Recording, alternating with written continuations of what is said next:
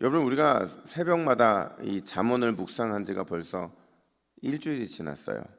한번 물어볼게요. 잠언을 접하면서 여러분 조금 지혜로워지셨습니까? 아니, 질문을 좀 바꿔서, 질문이 어려운 것 같아서 하나님께 지혜를 구하는 기도를 하고 계십니까? 우리는 늘 잊지 말아야 되는 게, 저도 늘 이렇게 기도하거든요.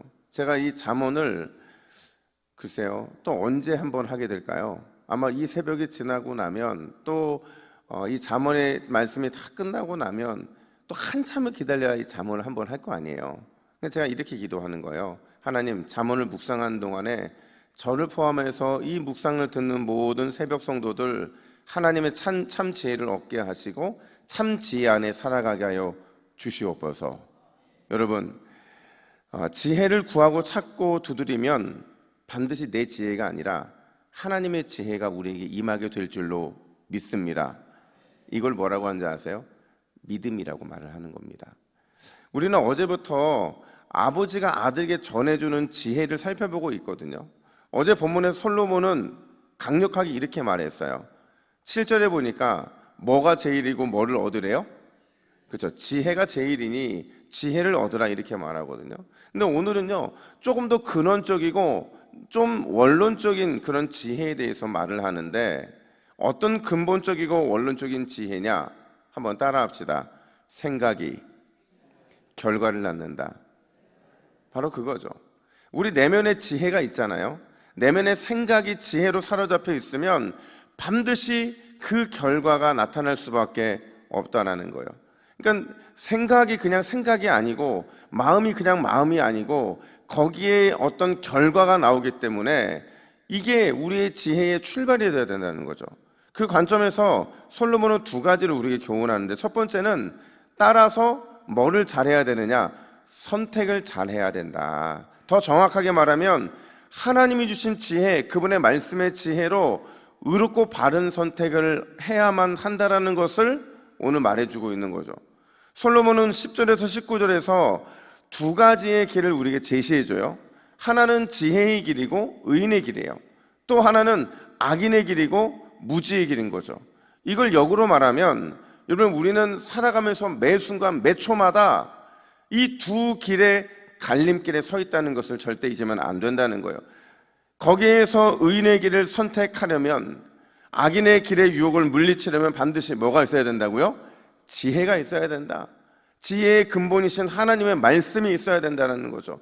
그걸 의지해야만 이 선택은 사실은 죽고 사는 문제거든요. 여기에서 승리할 수 있게 된다는 거예요. 그렇다면 이 두 길이 구체적으로 어떻게 다르냐? 18절부터 19절은 이렇게 말합니다. 우리 18절과 19절을 같이 읽습니다. 시작.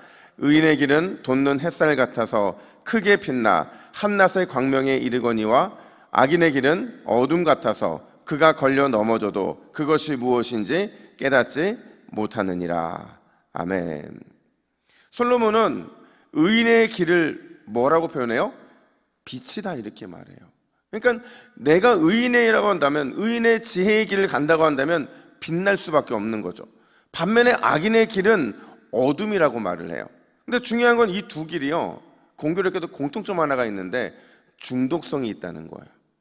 우리가 계속 빛으로 걸어가잖아요. 그러면 계속해서 광명이 비추는 삶을 살 수밖에 없는 거예요. 그게 익숙하니까. 근데 우리가 계속 어둠의 길을 가잖아요. 그러면 이 역시 어둠이 당연한 것처럼, 심지어 어둠에 걸려 넘어진 일이 있어도 그게 당연한 것처럼 우리는 살아가게 된다라는 거죠. 이런 일이 있었다고 그래요. 미국의 정치가 중에서 벤저민 프랭클린이라는 사람이 있는데, 그가 한 가지 독특한 행동을 반복해서 했다고 해요. 그게 뭐냐면, 집 앞에, 이분이 18세기 사람이거든요. 그러니까 18세기라는 것은 전기가 없던 시절이라는 거예요. 근데 집 앞에 선반 하나를 놓고는 이 바람에 꺼지지 않도록 등불 하나를 늘 걸어놨다고 그래요. 사람들이 그걸 보면서 비난하죠. 아니, 왜 저렇게 기름을 낭비하느냐? 불 하나 켜놓는다고 해서 이 어둠을 밝힐 수 있는 것이냐? 그러니까 사람들은 그냥 어둠 가운데 살아가는 것이 당연한 것처럼 그렇게 살아가고 있었던 거예요. 근데 한 주가 지나고, 두 주가 지나고, 한 달이 지나고, 사람들이 깨닫기 시작하는 게 뭐냐면, 프랭클린 집 앞에서는 밤길을 지나가다가 넘어지는 사람이 없는 거예요. 멀리서도 그 집만 보면 방향을 찾을 수 있게 되더라는 거죠. 그걸 깨닫게 되고서는 이 집, 저 집, 한두 집, 두두 집 이렇게 등불을 밝기 시작했고 결국에는 그 동네의 길거리들이 환하게 비춰지게 됐더라는 거죠. 이게 오늘날의 뭐였을까요? 가로등이 된 겁니다. 가로등이. 마치 우리 동부교회가 저희 사실 골목 되게 어둡거든요. 이 카페 만들어서 환하게 비친 것처럼 바로 그렇게 된 거죠. 바로 그거라는 거예요. 여러분, 우리가 날마다 광명, 빛을 따라 살아가기를 선택하면, 하나님의 지혜와 그분의 말씀을 따라 살아가기를 선택하면 언제나 그 길에는 하나님께서 환하게 비춰주시는 은혜의 빛이 임하게 될 줄로 믿습니다. 우리가 걸어가는 길이 고난의 길이고 힘든 길이라 해도 그 길이 반드시 영광스러운 길로 변화시켜주는 은혜가 임하게 될 줄로 믿습니다. 그래서 솔로몬이요, 오늘 본문 11절과 12절에서 뭐라고 말하느냐, 이렇게 말을 해요. 우리 같이 읽습니다. 시작. 내가 지혜로운 길을 내게 가르쳤으며 정직한 길로 너를 인도하였은즉 내 걸음이 공고하지 아니하겠고 달려갈 때에 실족하지 아니하리라. 아멘. 여러분, 오늘도 빛과 광명을 따라 살아가기를 선택함으로 우리의 발걸음이 공고하지 않고 실족하지 않고 특별한 하나님의 임마누엘을 경험하시기를 예수님의 이름으로 축복합니다. 두 번째로 솔로몬이 오늘 아주 강력하게 권면하는 건 뭐냐면, 모든 감각과 모든 신체의 지체를 동원해서 내가 가야 할 의인의 길을 집중하라, 이렇게 말을 해요. 여러분, 우리가 의인의 길을 선택했다면 우리는 그 선택 자체에 머물러서는 절대 안 돼요. 의인의 길에 들어선 것에 만족하고 안심하지 말고 끊임없이 더욱 집중해서 우리가 가야 될 그 길을 걸어 나가야 된다고 오늘 말하고 있는 거죠. 이걸 솔로몬이 어떻게 표현하는지 한번 보세요. 20절 말씀 보니까 20절 이렇게 말합니다. 같이 읽습니다. 시작. 내가 말하는 것에 내 귀를 기울이라. 자, 여러분, 뭐를 기울이라고 말을 해요? 귀를. 귀, 우리 의롭고 지혜로운 말 듣기를 귀로 집중하라는 거예요. 또 21절 같이 읽습니다. 시작. 그것을 내 눈에서 떠나게 하지 말며. 어떻게 하래요? 눈이죠. 눈으로 보는 것을 주의해서 항상 지혜와 의로운 길에 나의 시선이 멈춰 있도록 집중하라는 거예요. 또 24절 말씀 같이 읽습니다. 시작. 구부러진 말을 내 입에서 버리며 삐뚤어진 말을 내 입술에서 멀리하라. 이번에는 뭐라고 말해요? 입술을 말하죠. 사악하고 심술궂고 완악하고 옹고집이 있는 입술을 집중해서 주의해야 된다. 안 그러면 걸려 넘어진다는 거죠. 또 26절에 보니까 내 발이 행할 길을 평탄하게 하며 내 모든 길을 든든히 하라. 이 말을 바꿔 말하면 우리의 발이 있어야 될 곳에 있게 하고 있지 말아야 될 곳에 있지 말라는 겁니다. 조심 또 조심하라는 거죠. 마지막으로 23절 말씀 보세요. 우리 23절 말씀 같이 읽습니다. 시작. 모든 지킬 만한 것 중에 더욱 내 마음을 지키라. 생명의 근원이 이에서 남이라. 아멘. 살려면, 우리의 생명을 유지하려면 반드시 나의 심장, 나의 마음, 나의 중심을 잘 지켜야 된다는 거예요. 결론적으로 말해서 우리의 모든 감각들, 보고 듣고 깨닫은 모든 것들, 나의 손과 발과 눈과 귀 모든 것들을 다 동원해서 의인의 길, 지혜자의 길만을 집중해야 된다, 이렇게 말을 해요.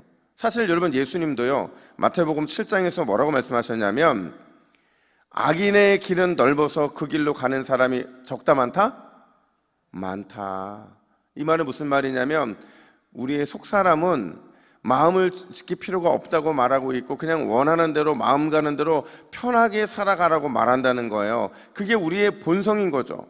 근데 의인, 지혜자는 우리로 어느 길을 가야 된다고 말을 해요?